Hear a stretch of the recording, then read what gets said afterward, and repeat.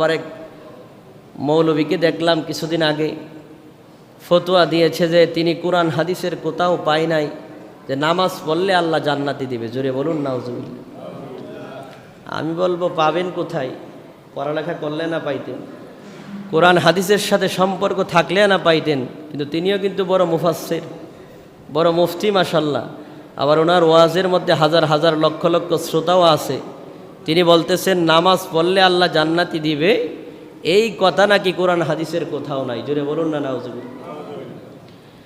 দলিল নোট করেন, দলিল ছাড়া জুমার বয়ানের মধ্যে আল্লাহর নবীর পবিত্র মিম্বরের মধ্যে বসে একটা কথাও বলবো না। বাবাজিরা আমার নোট করেন, বাড়িতে গিয়ে মিলে নেবেন অথবা এখনই সার্চ করেন। আমার যে যুবক ভাইয়েরা, সহিহ বুখারী শরীফের 574 নম্বর হাদিস, সহিহ মুসলিমের 635 নম্বর হাদিস। হাদিস থাকলে এক্ষুনি খুলে দেখুন।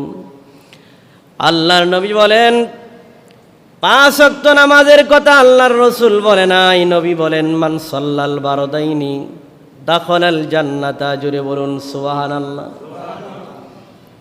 আল্লাহর নবী বলেন উম্মতেরা রে,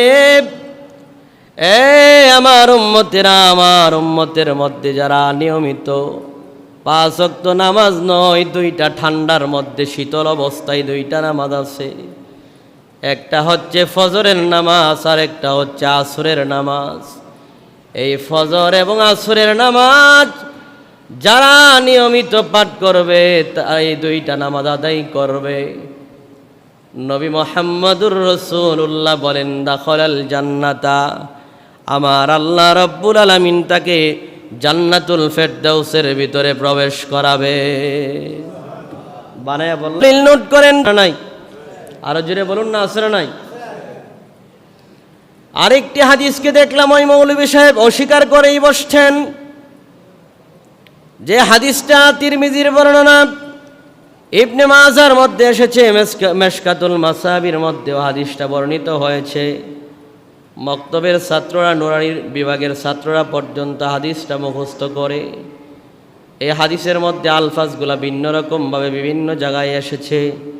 কোনো কোনো জায়গার মধ্যে আসসালাতু মিফতাহুল জান্নাহ, আবার কোনো কোনো জায়গায় আলফাজ শব্দ বেশ কম করে মিফতাহুল জান্নাতিস সালাত, এইভাবে এসেছে। অর্থাৎ অর্থ একই, নামাজ হচ্ছে জান্নাতের চাবি। জুড়ে বলুন সুবহানাল্লাহ। তাহলে আপনি বলেন 5 ওয়াক্ত বললেও বলে জান্নাতে দিবে, এরকম কোনো গ্যারান্টি নাই। নাউজুবিল্লাহ বলেন না।